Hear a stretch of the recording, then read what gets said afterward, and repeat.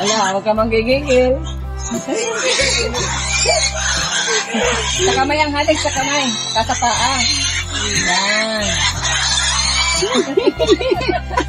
Ayan, nakasta na rin ah. Dalawang maganda.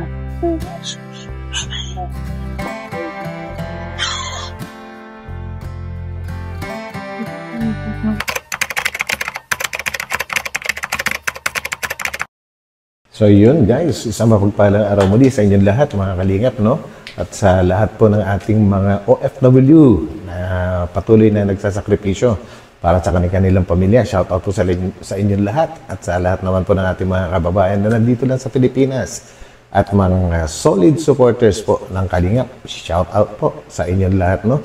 Ito muli ang inyong lingkod, Batang Elio, at ang ating sasamahan naman po ngayon ay ang grupo ni na Kuya Val, ni na Ate Edna, siyempre kasama si Reyna palagi dyan, no? And for the first time po ay nagkita na sa wakas si Viancy at si Reyna, at halatang itong si Reyna nga guys ay talagang sadyang mahilig po sa baby, ano? At parang nanggigigil na naman na halikan ang kapatid ni Viancy. So samahan niyo po ako at sila nga po ay papunta ulit doon sa sa pamilya ni Angel para bisitahin ulit ang kanyang tatay na may sakit po, ano? So, let's go guys, at huwag po natin kakalimutan mag-thumbs up po. At syempre, hindi mo rin po natin kakalimutan supportahan palagi, ano? Ang lahat po ng programa ng buong Team Kalingap sa pangunguna ni Kuya Val Santos Matubang, Ate Edna Vlogs, and syempre si Kalingap Rab po. So, maraming salamat, and let's go! Cause I don't give a fuck what you say. Sama ko sila Reyna. Kaya nagbiyansi tayo. Apo. Nagbiyansi dun.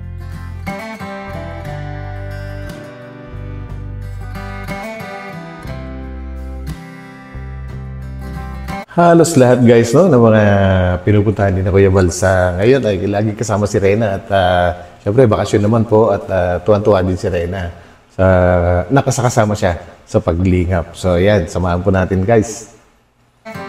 Kain po. Ala, late nang kain ninyo ah. Alauna na.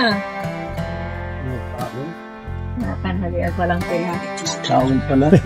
Kumakain pa rin sinabihan si guys, alauna na. Late na yung pananghalian nila. Magkakasakulan Ay po, may ban. O sige po. Kaya lang dito, kaya lang. Labang nila mga kalingap po. Ano po? Labang nila, ganda o. Laki. Yan o. Ang dami. Ayun. Si Viancy. Sa Biancy. Tanamin yung ano nyo. Tiyo mo yung may sakit doon? Hindi sakit, tiyo mo yan? Ay, hindi po. Actually, ano yan guys, no? Hindi naman talaga niya,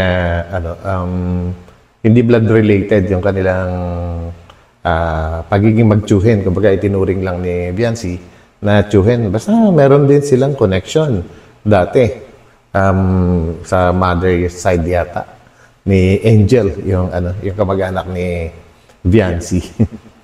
Nay. Ito, napisimento doon? Nanaba na yung tatay ni Viancy. Baboy.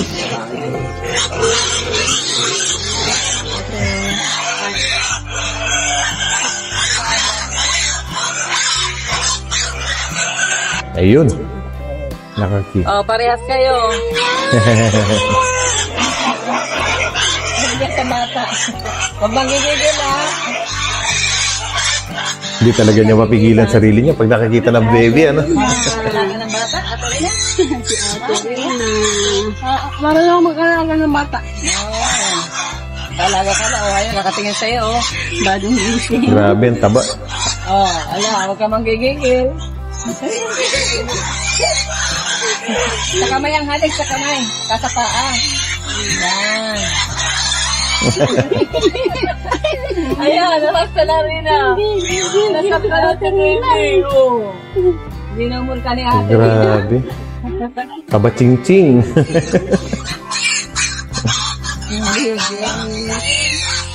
Wala ka din bakit. Gato ng ano. Dalawa pala yung ano, inahin. Sa tuwing sa last Friday. Binyag po nito. Handa kayo? Hindi wala lang at ano baka matapa. Yung ano lang tayo lang. So tapo kayo dito. Sa 20? 26 po. 26? Last Friday po. Sunod-sunod ang event. Patay yun ay, patay. Patay yun.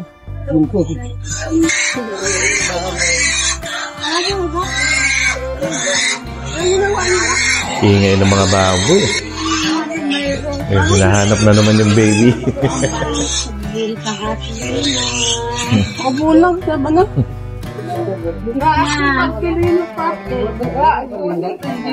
Kalab namin. Nililinis kami ay. Nililinis pa po. Ano sinagtangka? Ewan ko. Kilala. Hindi niya nakilala. Ata yan ay. Ikaw ba yun?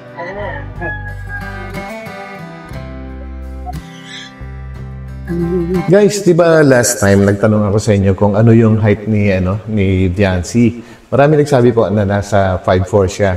Kung 5'4 siya, grabe, no? Siguro nasa 5'7, ganon si Reyna, kung 5'4 si Viancy. Tangkad na bata, no?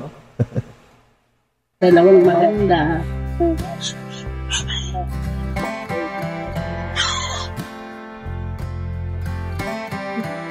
Maganda eh. Kaya po ang kalat. Hindi pa pa mas.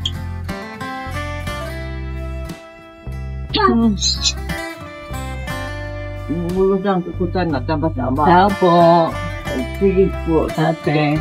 Kaya Celso. Ano, kumusta na? Ang laban-laban na nga. Nagbibihis. O, bihis ako muna. Actually guys, pang ilang balik na rin ni na Ate Edna po dito sa pagbisita kay Tatay Celso, sa tatay ni Angel po. And parang nag-iwan sila last time ng mga panghaplas, yung mga gamot-gamot, mga ganyan. And mukhang may magandang magandang resulta. And this time, marami na naman yata silang ibibigay ng mga gamot. At makikita natin kung paano mag-alaga din si Ate Edna sa isang may sakit. Talagang caring po ang kalingap, no? Talagang makikita mo sa kanila yung tunay na paglingap, hindi lang sa mga binibigay po nila na mga ayuda, kundi mismo sa mismong sarili nila ay talagang pinapakita nila kung paano magkalingap. Yun po.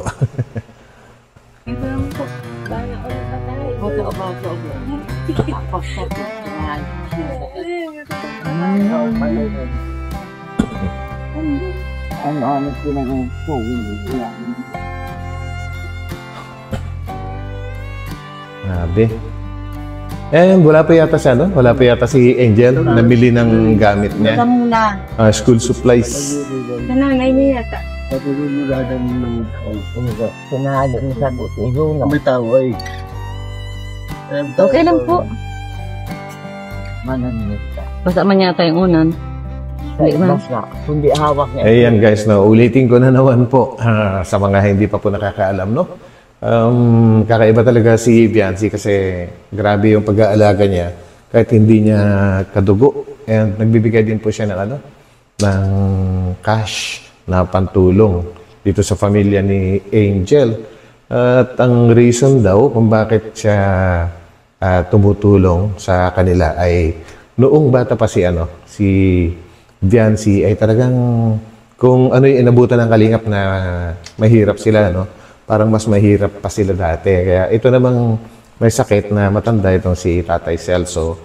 Yan yung nagbibigay dati ng pamasahe ni Viancy sa pagpasok sa school. At yung mga bagay na yun guys, hindi nakalimutan ni Viancy. Ngayon ay talagang nag-give back siya. Grabe kakaiba talaga. Kung maiba-iba lang yan, wala na.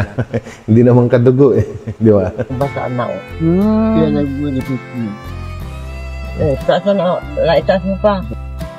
O, Rina, bigay mo yung pasalubong mo kay Uy, Kuya. pasalubong ni Reyna. Protas ko. Ayan, Dahil pasalubong si Rina.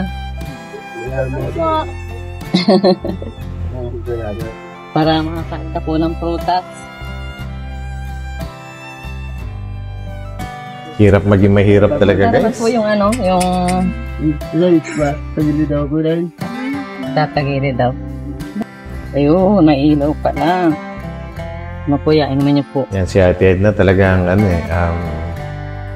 mano-mano. Tatas yan ng ano, mga prutas, mangosteen, grapes, orange. Ito pala guys, ito pala guys si Tatay Celso po, talagang, di ba, mag-uuling nga daw po siya. And sobrang tagal na, since nung binatilyo ka lang. Talagang nag-uuling na, and then may mga dinadaanan na Siyempre, ang init nun, na dadarang sa mainit pagka nag-uuling. And then, mainit na mainit ang katawan, dadaan sa sapa, mababasa na naman siya. Diba, parang patong-patong na pasma na siguro nangyari sa kanya, kaya nagkaganyan na. Grabe. Hindi nga, kaunti na lang.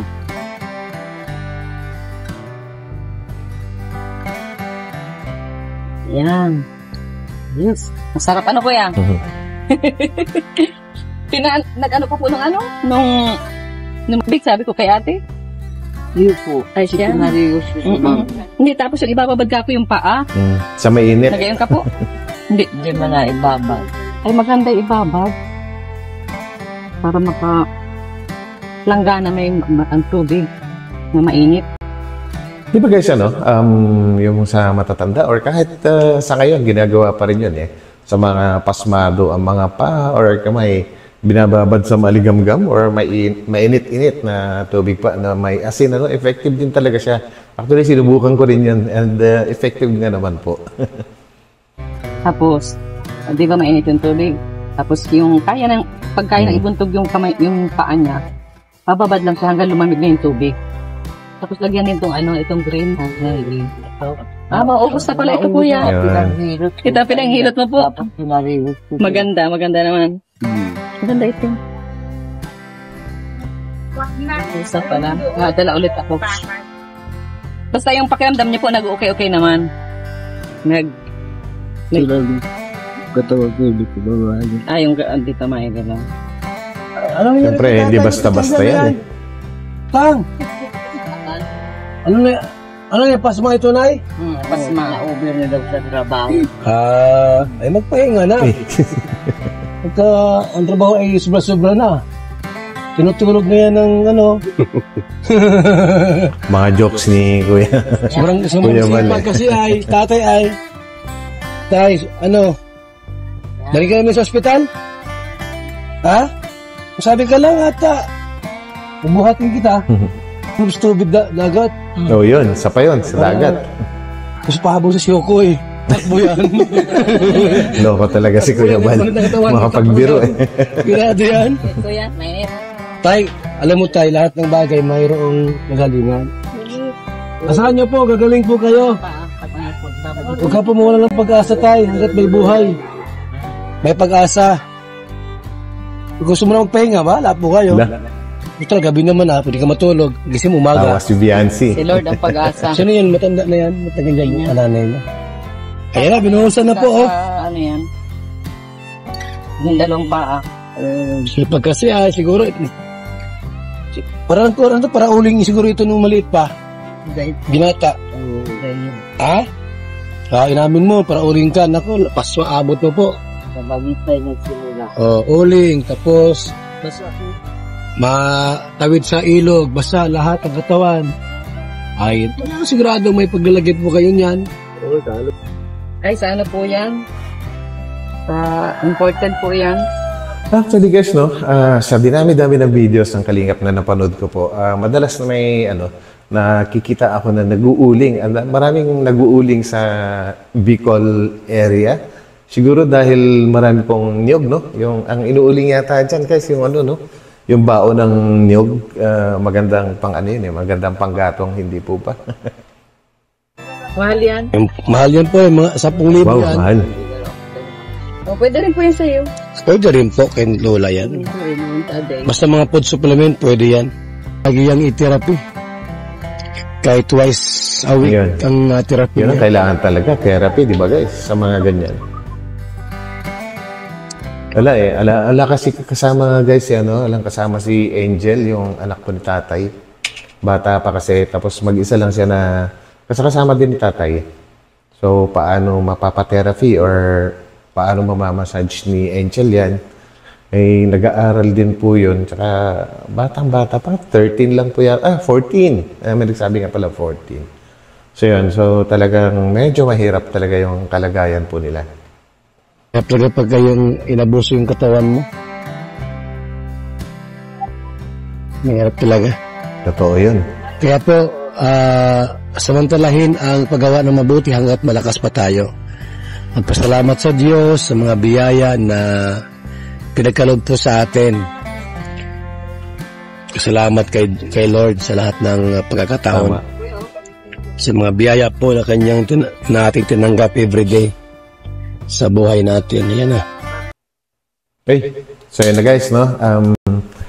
So, lahat po ng mga tumutulong kay Tatay Celso at kay Angel, shout out po sa inyo lahat. At kadalasan nga po, nakarinig or nakikita ko po, talagang sumusuporta rin sa kina Angel ay yung yung mga tumutulong din mismo kay kay Viancy.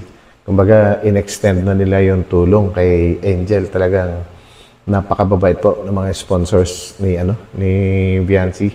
Sana pagpalain pa po kayo para marami pa kayong matulungan.